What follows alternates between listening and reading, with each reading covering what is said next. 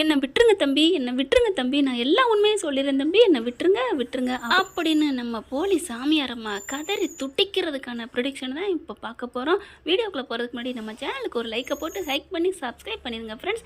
இப்போ ரோகிணி வருதுங்க.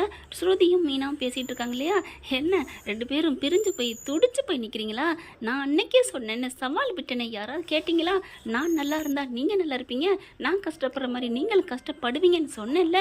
இப்போ புருஷனை விட்டு பிரிஞ்சு தவிக்கிறீங்களா, துடிக்கிறீங்களா அப்படிங்கிற ஏ. ஆனால் அவங்க ஒரு பாயிண்ட்டை இப்போதைக்கு விட்டுறாங்க. என்னடி என்ன, நாங்கள் பிரிஞ்சிருக்கிறது சும்மா தற்காலிகம், ஆனால் நீங்கள் பிரிஞ்சிருக்கிறது நாங்கள் பிரிஞ்சிருக்கிறதையும் கம்பேர் பண்ணி முடிச்சு போடாத அப்படின்னு மீனா சொல்கிறாங்க. என்ன எல்லாம் ஒன்று தான், இப்போதைக்கு தனியாக பிரிஞ்சிருக்கீங்க, அடுத்து அப்படியே நிரந்தரமாக பிரிவீங்க, அதுக்கான வேலைகள் எல்லாம் நடக்கும், ஆண்டவன் நடத்த வைப்பான் அப்படின்னு சொல்ல, என்ன நீ நடத்திட்டு ஆண்டவன் மேலே பழி போடுறியா? எல்லாத்துக்கும் காரணம் நீயா தாண்டி இருக்கும் அப்படிங்கிறாங்க மீனா. இங்கே பார், நான் கண்டிப்பாக என் மனதோட சேருவேன், ஆனால் நீங்கள் சேரவே முடியாதுடி கண்ணு அப்படிங்கிறாங்க. இங்கே பாரு, உனக்கு இங்கே என்ன வேலை? எனக்கு என்ன வேலையா? எத்தனை வீடு இருக்குது திரும்பி பாருமா, எத்தனை பேர் உறவு இருப்பாங்க தெரியுமா? நீங்கள் தான் உறவுக்காரங்க பகையாக நினைக்கலாம், ஆனால் எனக்கு இங்கே உலகமே உறவு. அதுக்கு நல்லவங்களா இருக்கணும்டி, உன்னை பற்றி அவங்களுக்கு தெரியாது அப்படின்னு மீனா சொல்கிறாங்க. ஸ்ருதி இப்படி பார்த்து முறைச்சு பேச, ஸ்ருதி என்ன இவங்களோட சேர்ந்து நீயும் என்னை வந்து ஒரு மாதிரியாக பார்க்குறீல்ல? இங்கே பாருங்கள் ரோஹிணி, நீங்கள் தான் தப்பாக பேசுகிறீங்க. இப்படியே நீங்கள் பண்ணிக்கிட்டீங்கன்னா நீங்கள் கண்டிப்பாக மனோஜை விட்டு பிரிஞ்சாலுமே நீங்கள் நல்லா இருக்க முடியாது, பார்த்துக்கங்க அப்படிங்கிறாங்க. பார்க்கலான்ட்டு யார் பிரியிறா யார் சேர்றான்னு இந்த ரோகிணியை ஜெயிச்சதா சரித்திரமே இல்லை தெரியுமா அப்படின்ட்டு போனதுக்கப்புறம் தான் யோசனை வருது. ஏன் மீனா ஒன்று கவனிச்சிங்களா? என்ன அவள் சொன்னால என்ன மாதிரி நீங்கள் பிரிஞ்சிருக்கீங்களா அப்படின்ட்டு. ஆமாம், எப்படி நீங்கள் பிரிஞ்சிருக்கிறது எப்படி அவளுக்கு தெரியும் அப்படிங்களா? ஆமாம், நீங்கள் பிரிஞ்சது வேணால் தெரியலாம், நான் வீட்டுக்கு போனது எப்படி அவளுக்கு தெரியும்?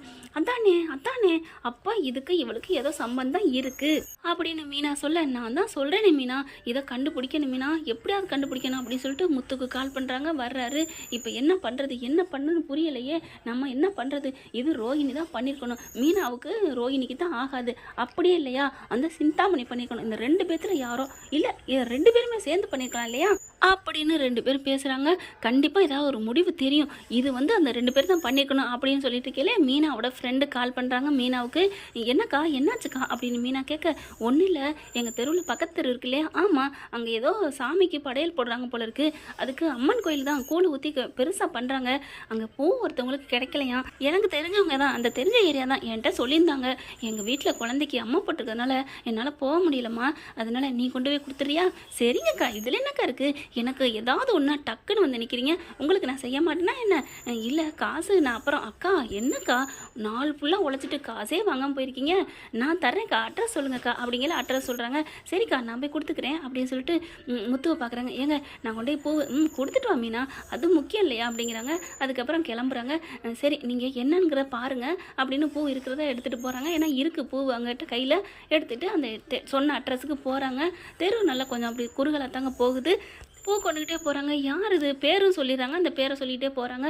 பார்த்தா அந்த சாமியாடி வந்தால் பார்த்தீங்களா, அங்கே ஜேன்னு ஆளுங்க பூரா அப்படி இருக்குங்க, அப்படி திருவிழா கோலம் பூ கொண்ட மாதிரி இருக்குது. அம்மனுக்கு அலங்காரம் பண்ணியிருக்காங்க. அங்கிட்டும் பார்த்தீங்கன்னா மாவிலை தோரணம்லாம் கட்டியிருக்கு. அப்போ அந்த சாமியாரம்மா சீக்கிரம் எங்கே பூ அப்படின்னு அந்த அம்மாட்ட கேட்க, சொல்லிட்டேன் வந்துடும் அப்படின்னு அந்த போலீஸ் சாமியார் சொல்லிட்டு இருக்கு. அவங்ககிட்ட வேலையை பார்த்துட்டு இருக்காங்க. மீனாவுக்கு தூக்கி வாரி போடுது. இவ்வளா அப்படின்னு நேராக போய் புட்டிச்சு அடிக்க, ஏண்டி இப்படி பண்ணங்களா, அடி துவம்சம் பண்ணிட்டு ஓடுறா. அப்போ கற்பனை பண்ணுறாங்க, இது சரிப்பட்டு வராது, நம்ம கேட்டால் சொல்ல மாட்டா, இவ வாயிலேருந்து உண்மையை வர வைக்கணும்னா நம்ம முத்துக்கிட்ட தான் சொல்லணும் அப்படின்ட்டு முத்துக்கு கால் பண்ணி விவரத்தை சொல்கிறாங்க. இருமினா நான் வந்துடுறேன், நீ எதுவும் பண்ணாத, நான் ஒரு பிளான் போடுறேன் அப்படின்னு ஸ்ருதியை சொல்லிக்கிட்டு அங்கே வர்றாங்க. ஸ்ருதி கிட்ட முத்து ஐடியா சொல்கிறாங்க. இந்த ஐடியா ஒர்க் அவுட் ஆகுமே, சூப்பராக இருக்கே அப்படின்னு சொல்லிட்டு டக்குன்னு கிளம்பி வராங்க.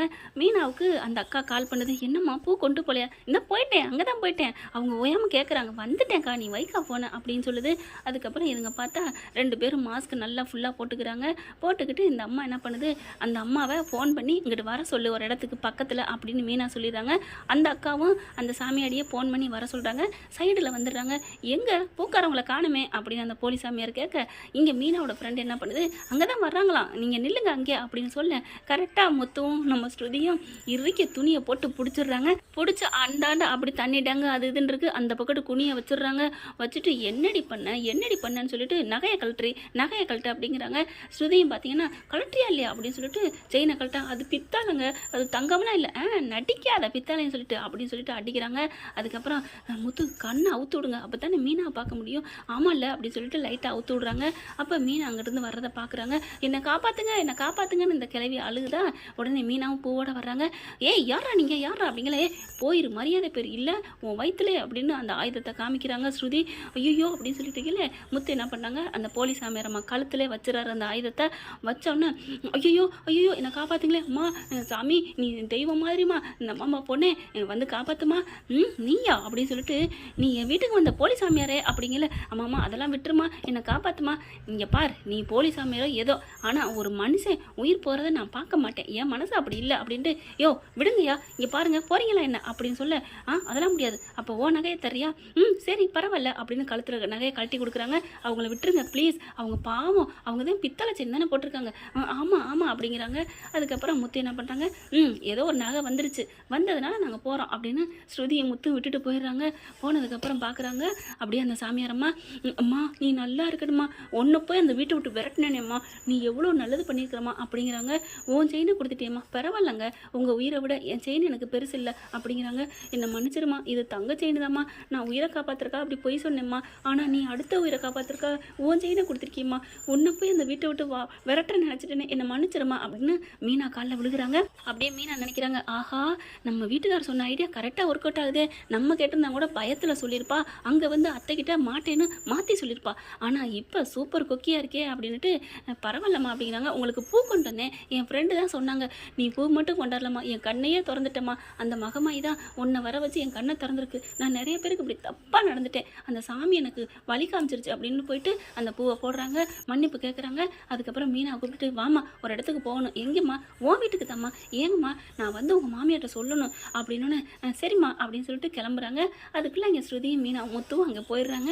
மீனா கூட்டிகிட்டு அங்கே போக ரெடியாக நிற்கிறாங்க, எப்படா வருவாங்கன்ட்டு. ஆனால் வர்ற விஷயத்த சொல்லலைங்க, பேசாமல் இருக்கிறாங்க.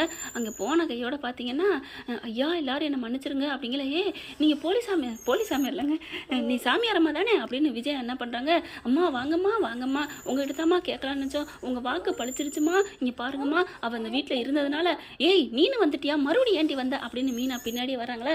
வர்றதை பார்த்துட்டு சொல்கிறாங்க, நில்லுங்க அப்படிங்கிறாங்க. இல்லை சாமியாரம்மா நீங்கள் இருங்க, இவ இந்த வீட்டை விட்டு போகாதனால என் புருஷனுக்கு எப்படி ஆயிடுச்சு பார்த்தீங்களா, தலையில் கட்டு கையில் கட்டு காலில் கட்டு அப்படிங்கிறாங்க.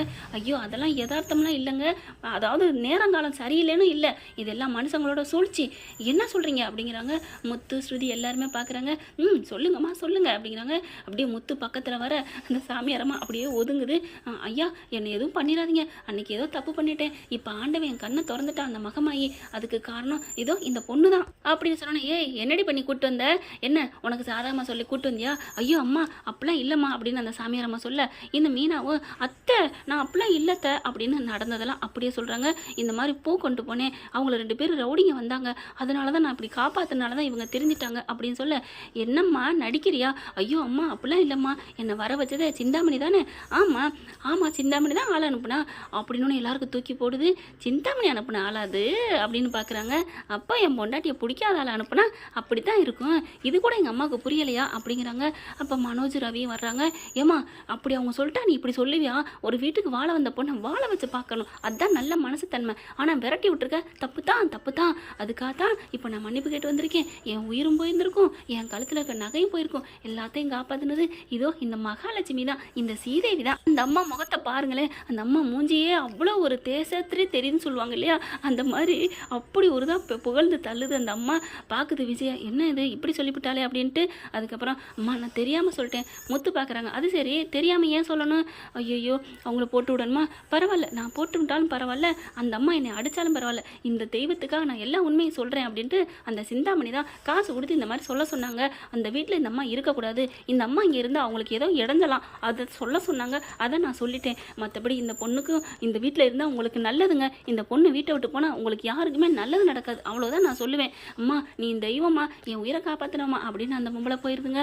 அப்படியே விஜயா உறைஞ்சு போய் உட்காந்துருக்கு. அண்ணாமலை பார்க்குறாரு, போதுமா இப்போ என்ன பண்ண போகிற? அது வந்து அப்படிங்கிறாங்க. அந்த பொம்பளை அது பண்ண பாவத்துக்கு எல்லார் காலையும் விழுந்து மன்னிப்பு கேட்டு போயிருச்சு. ஆனால் ஆமாங்க, எல்லார் காலையும் விழுந்துருச்சுங்க, மன்னிச்சுங்கன்ட்டு. இப்போ நீ என்ன பண்ண போகிற? நீ எல்லார் காலையும் விழுக போறியா? இப்போ என்ன நான் விழுகணுமா? வேணா உங்கள் காலில் விழுகிறேன், அவள் காலில் விழுக முடியாது. இங்கே பாரு, நீ காலில் விழுகிறது பெருசு இல்லை, மனசார ஐயோ தப்பு பண்ணிட்டோமே அப்படின்னு நீ உணர்ந்தாலே அது 1000 வாட்டி விழுந்ததுக்கு சமம்.